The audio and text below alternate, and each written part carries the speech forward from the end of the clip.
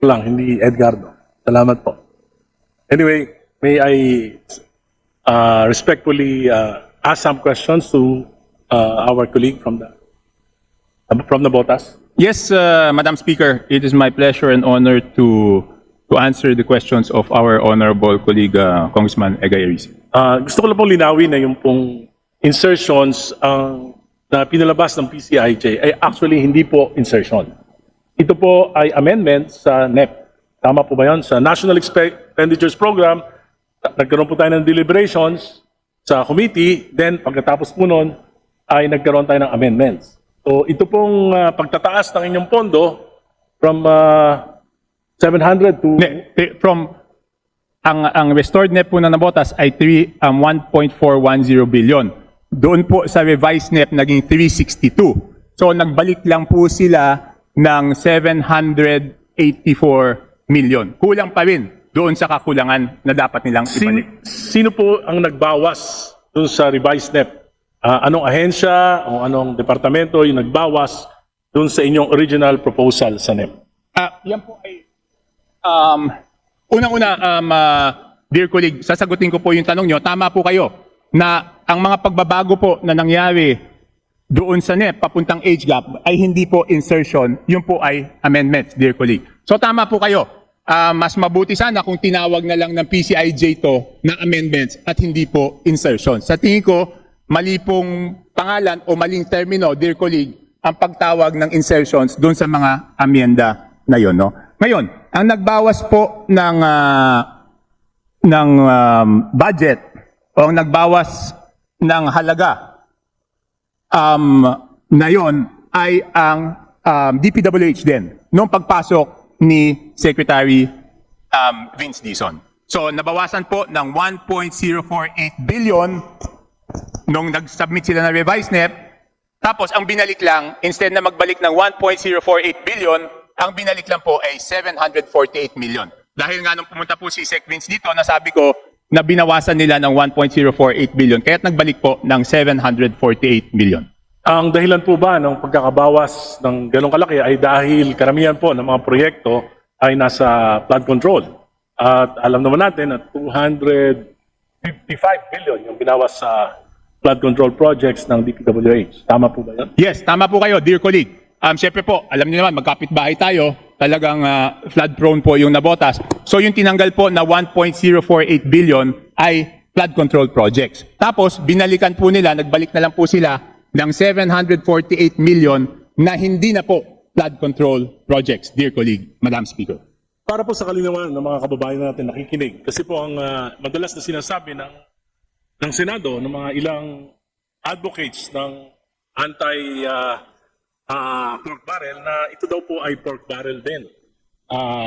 Paano nyo pa na-determine yung mga proyekto sa inyong distrito? Okay.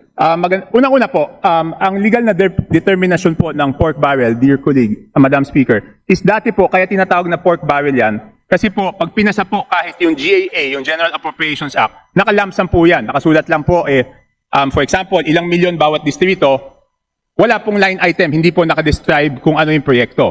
At pagkatapos maipasa yung GAA, tsaka palang gagawa ng mga listahan ng proyekto at lalagay yung amount. Kaya wala na po talagang pork barrel. Ngayon, kung tinatanong nyo po kami, paano ko po na-determine, ako po ay nakikipag-ugnayan sa City Development and Planning Officer ng City of Navotas dahil loan district naman po kami, dear colleague. So kung ano po yung proyekto na hindi napondohan ng lokal na pamalaan, doon lang po pumipili yung district engineer ng mga pondo na ipropose na ilagay doon sa NEP. At mabuti po, natanong niyo po yan, lahat po ng flood control projects sa Navotas ay aprobado po at dumaan po sa Regional Development Council. So kahit yung mga flood control na tinanggal po nila ay aprobado po yon sa Regional Development Council. Ang ibig niyo pong sabihin, maging yung na-restore ng mga proyekto na from 700 billion to 1.1 billion ngayon ay dumaan din ang lahat ng proyekto na ito sa Regional Development Council. Ay, hindi ko po masigurado dahil ito po ay mga buildings, hindi ko na po na-check kung ito po ay dumaan sa Regional Development Council. Pero sigurado ko po ito ay priority projects ng City of Navotas na hindi po nila mapondohan. So ang pinaka mabuting paraan talaga upang maiwasan yung mga pagdududa ng mga mamamayan, dapat lahat ng mga programa at proyekto na nilalagay po sa National Expenditure Program sa ating kanya-kanyang mga distrito ay dapat dumadaan sa masusing pag-aaral at dumadaan sa ating mga City Development and Regional Development Council. Tama po ba yun? Yes, Madam Speaker, honorable colleague, tama po kayo. Kaya nga ako, hindi na ako nag-iisip kung ano na lang yung proyekto na nahandoon sa City Annual Development Plan ng ating syudad, ay yun na lang po ang kinukuha ng district engineer. At ang tanging trabaho ko is mag-prioritize. Kasi minsan po, hindi naman kasya yung buong pondo na hindi po kumasya doon sa City Development Plan, hindi naman po kasya doon sa NEP. So prioritization na lang po. At makatwiran lang po na makialam tayo sa pagpaplano na ito sapagkat ang mga representatives ay ex-officio members of the City Development or Provincial Development Councils. Tama po ba yun? Yes, tama po, dear colleague. At alam naman po natin, alam ko na kayo ay malawak ang karanasan, alam naman po natin na yung City Development Plan o yung Annual Investment Plan ay nagdadaan sa masusing proseso na kasama yung mga stakeholders, kasama po yung PO, yung People's Organization, kasama po yung NGOs, kasama po yung barangays. So yan po ay masusi pong pinag-aaralan. Tama po kayo. Dapat po doon po nagdadaan yun para talagang nanggaling sa ating mga kababayan yung mga proyektong ilalagay natin.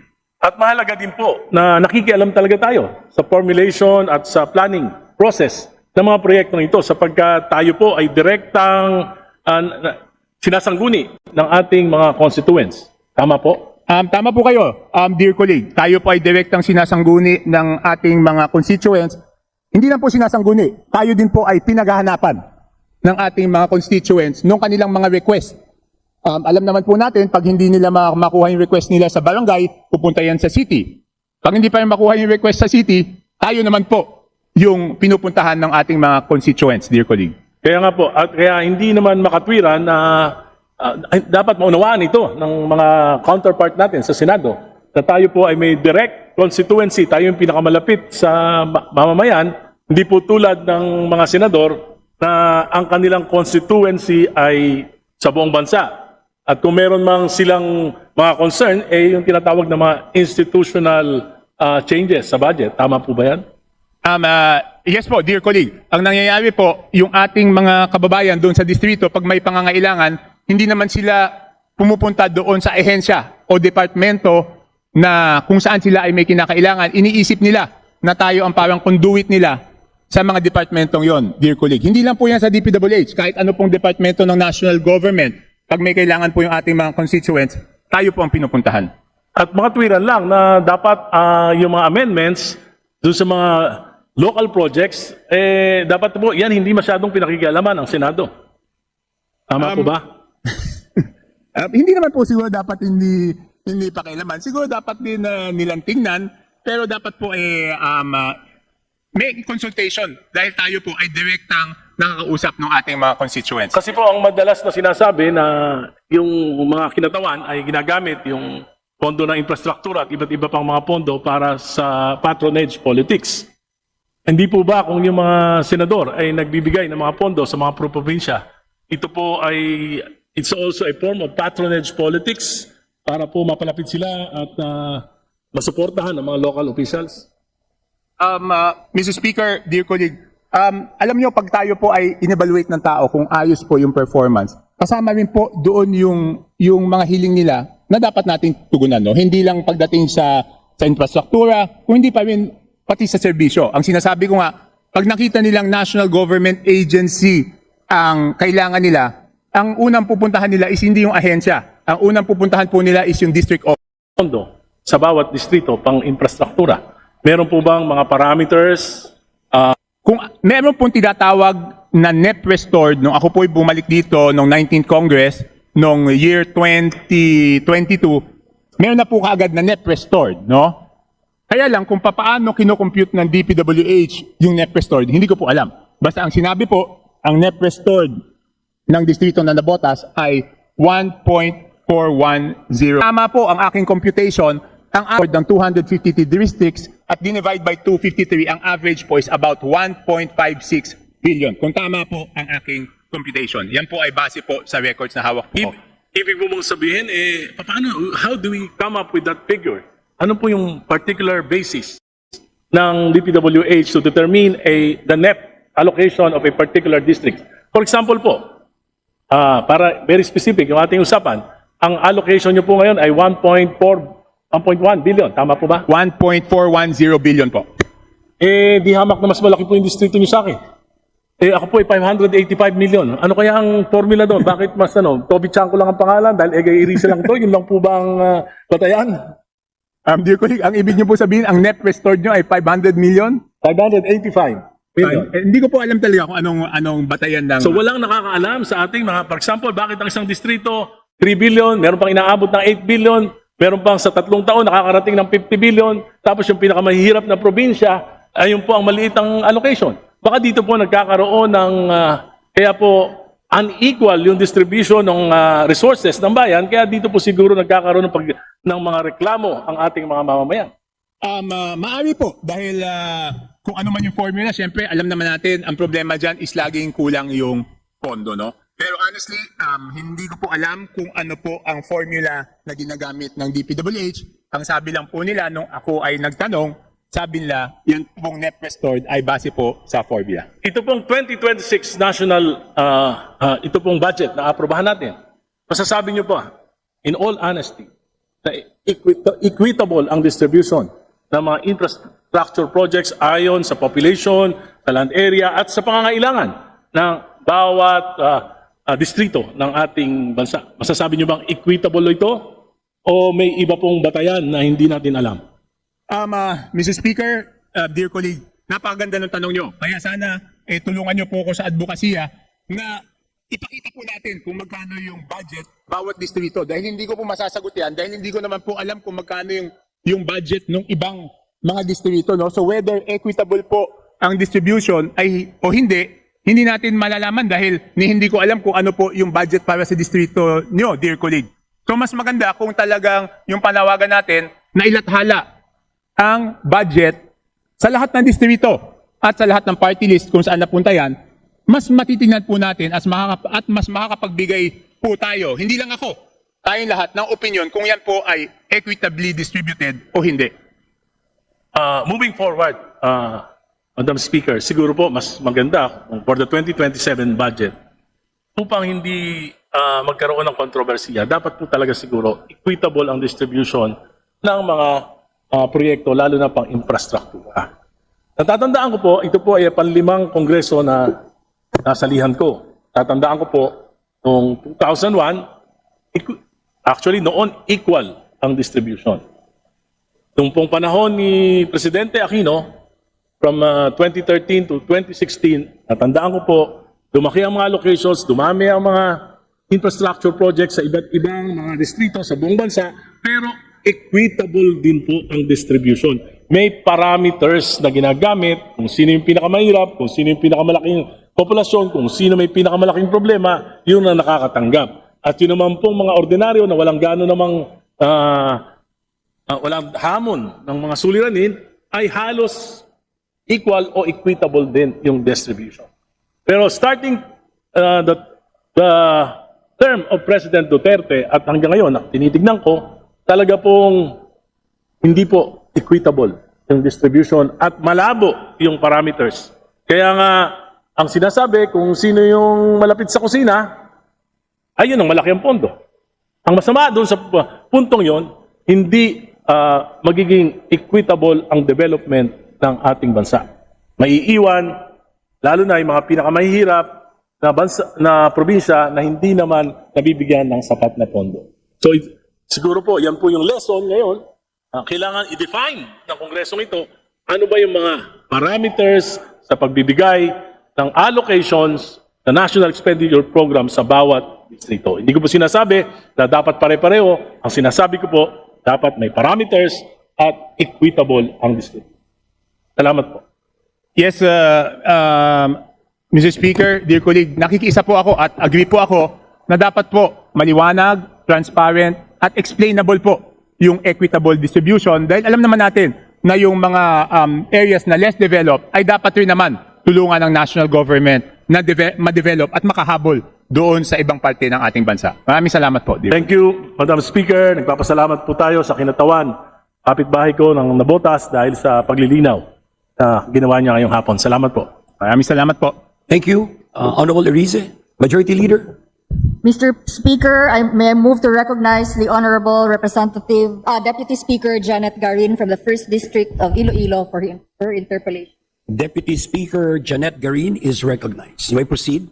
Thank you very much, Mr. Speaker. If our distinguished colleague and a very good friend of mine would be willing to yield to some questions. Yes, my pleasure and honor, dear colleague, Mr. Speaker.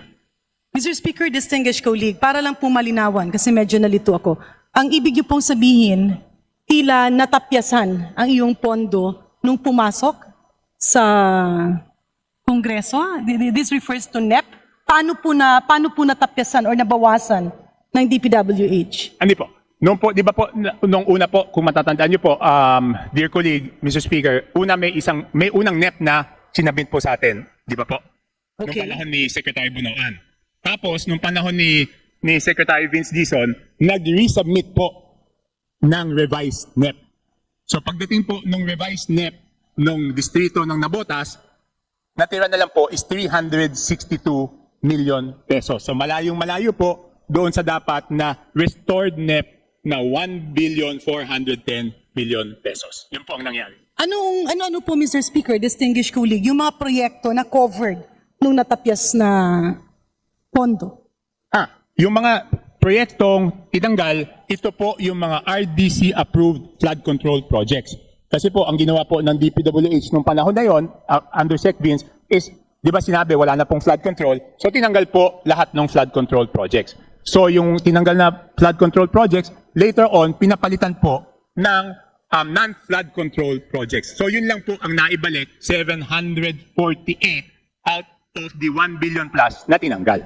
May we be appraised, Mr. Speaker? Ano-ano po yung mga projects na covered no 700 48. plus 748 million? Sandali po. Well, in general terms, not really the specific. Are these roads? Hindi po. Are these Yung, classrooms? ang alam ko po, ang medyo malaki po doon ay mga multipurpose center, completion ng Navotas Polytechnic College.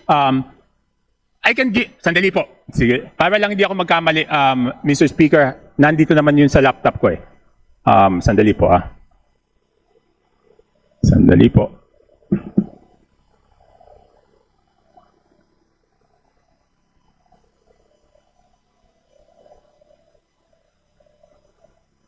Yan.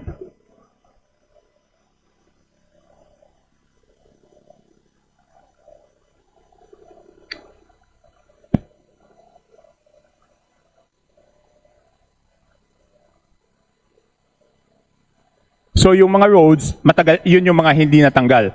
Ang mga dinagdag doon is, for example, multipurpose building doon sa may Barangay Sipak, isang 150, isang multipurpose building ulit. So karamihan po ay multipurpose building na lang ang pinalit po doon. In other words, Mr. Speaker, distinguished colleague, pinalitan ito ng equally important infrastructure projects.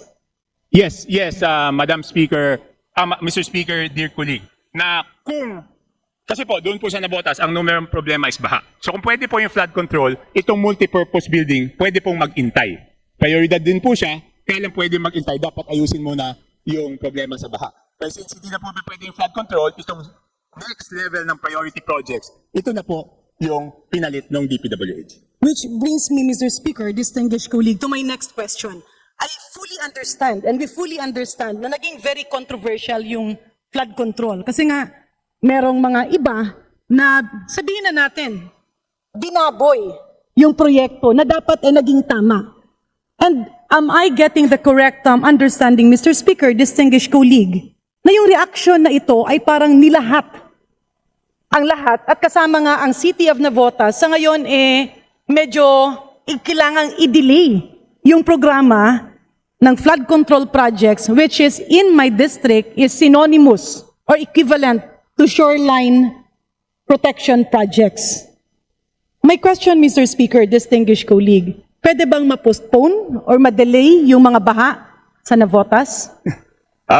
Madam, Mr. Speaker, dear colleague, yun nga po, hindi po natin pwedeng i-delay or i-postpone yung baha. Kaya lang, naging, okay, Madam Colleague, can I reply very truthfully, no? Actually po, kung tutuusin, sa tingin ko, hindi tamang solusyon sa problema yung totally sabihin na wala pong flood control projects, di ba? Dahil tulad ng sabi niyo po, kung sa inyong lugar, meron kayong dapat na We call it shoreline protection. shoreline protection. Alam naman po natin, dear colleague, kung shoreline protection po yan, kung ang shoreline is 3 kilometers, kahit tapos nyo na po yung 2.8 kilometers at 200 meters na lang ho ang hindi tapos o kahit 100 meters, doon naman papasok po yung baha, dear colleague. So hanggat hindi po kompleto ang shoreline protection, hindi po effective yung flood control project. Ang mangyayari po dyan, dear colleague, yung ginastusan na shoreline protection ay hindi rin pinapakinabangan ng tao hanggang hindi po tapos, dear colleague. In other words, Mr. Speaker, distinguished colleague, will the distinguished gentleman from Navotas commit to support legitimate, needed, and validated flood control shoreline protection projects at the appropriate time for 2027? Yes, of course. Yes, of course, Mr. Speaker, dear colleague. Ang sabi ko nga, no, ang halimbawa ko nun, is kunyari, halimbawa lang po, nagkaroon ng anomalya sa paggawa ng classroom. Ang ibig sabihin po ba nun, dear colleague, is isang taon tayong hindi magtatayo ng classroom? Mr. Speaker, I agree to the Honorable Chanco. At tama po kayo. Just say for my instance, Mr. Speaker, distinguished colleague, we call that Iloilo. It's connecting the city of Iloilo to the province of Antique. At dahil nga pinutol yung section ng National Road, ay ngayon kinakain ng dagat dahil open sea yan. At sayang naman yung ginawang highway kasi halos may malakas na bagyo, ito ay natatanggal, nasisira. At kaya ngayon, ando dun ulit yung risk na maputol yung connectivity ng probinsya ng Antique to the rest of Iloilo, including their access to educational institutions, financial institutions, the main port of Iloilo, and even the airport. That's why, Mr. Speaker, distinguished colleague, I laud the Honorable Toby Chanco for standing up. No? Kasi a rotten egg should not be translated to a sacrifice of the whole country. In addition, Mr. Speaker, distinguished colleague, narinig ko kanina si Congressman Erice. At yun nga ang paulit-ulit, and I remember asking Secretary Bunoan, then Secretary Vince Dizon, what is really the basis of allocation? Because in Region 6, I'm not sure, but I think my congressional district gets the lowest allocation of infrastructure projects. Not to mention the fact that we have the longest coastline, the many and numerous barangays and farms, and even tourism. That's why, Mr. Speaker, distinguished colleague, sa pagkakataong ito, will the Honorable Chanco agree in saying that we should have a system in place for equitable, kasi nawala yung equitable allocation ng resources, depende kung sino yung malapit, depende kung sino yung nakakapasok, at depende kung sino yung malakas ang bulong, which is unfair when we talk about good governance. And Mr. Speaker, idagdag ko lang, if the Honorable Chanco will agree to this, hindi kaya nawala ito. Kasi if you remember, nagkaroon ng allocation ng, was it 70-30? 70% national roads, 30% local, and then it shifted to 60-40. Mr. Speaker, alam po ba ng ating kagalang-galang na kongresista, saan pinulot itong formula na ito?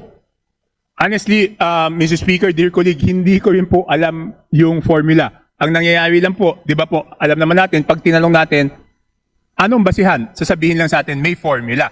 Pero hindi po natin alam kung saan galing yung formula. And I truly agree with our dear colleague na kung may naging problema yung iba at sinamantala yung flood control projects, dapat naman yung maayos na pagpatupad ng flood control projects ay sana, no, siyempre ang wish natin, hindi po naisama. Dahil tulad na nasabi nyo, hanggat hindi po tapos at hindi po selyado yung flood control projects, hindi po napapakinabangan. Ang nangyayari, yung ginastos na pondo po ay nasasayang. Di ba po, dear colleague? I agree to that, Mr. Speaker.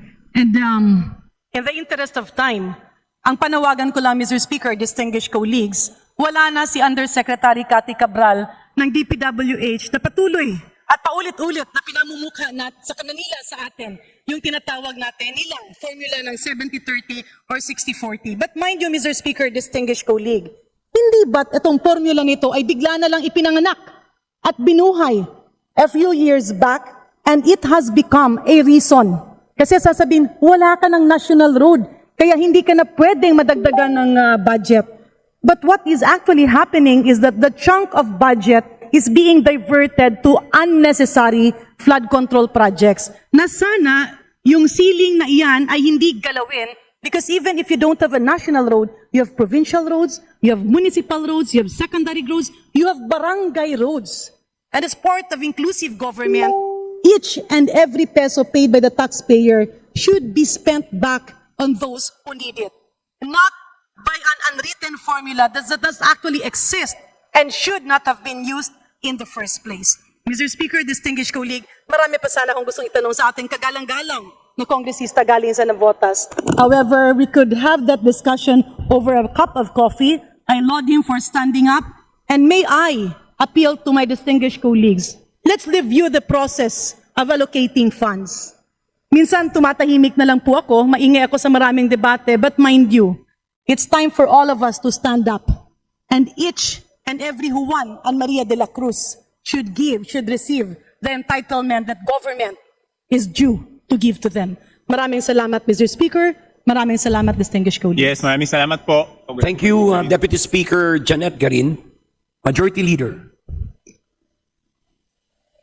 Mr. Speaker, I move to refer the speech of the Honorable Toby Tiangco to the Committee on Rules for its appropriate action. Is there any objection?